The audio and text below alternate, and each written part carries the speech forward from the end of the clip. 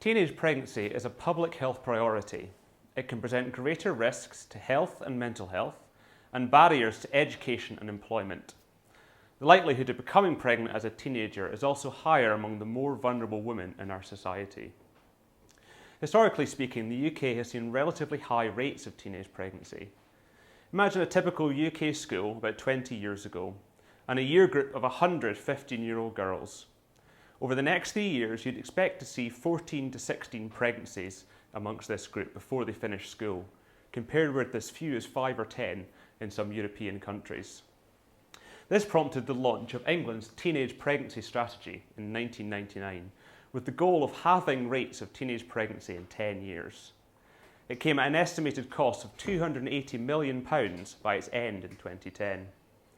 Initial evaluations looked at England's rates before and after the strategy and observed a 51% decrease by 2014. They concluded that this was money well spent.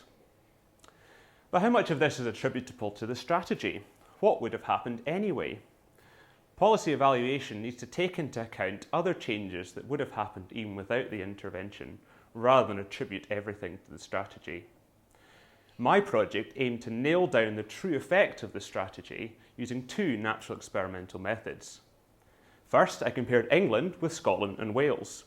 All three countries would have experienced the same non-strategy changes, but only England was exposed to the full blast of the £280 million.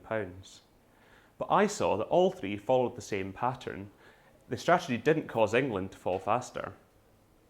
I then compared England with a wider set of countries using a synthetic control. This control is a weighted mean of other countries' rates fitted to predict a no strategy England.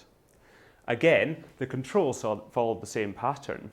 England's best predictors show that we should have expected this drop even without the strategy. Something global was driving this change. The question, what would have happened anyway, is important in policy evaluation. Care must be taken in separating the effects of the intervention from the observation. I've demonstrated that natural experimental methods can help us to get closer to seeing what truly happened. Maybe they can even answer the question, what did cause this drop? In the realm of public health, expensive and good-sounding policies don't always work out. Teenage pregnancy is still relatively high in the UK. Pregnancy prevention efforts may need to search for some other route in achieving their goals. Better evaluation can help us get there.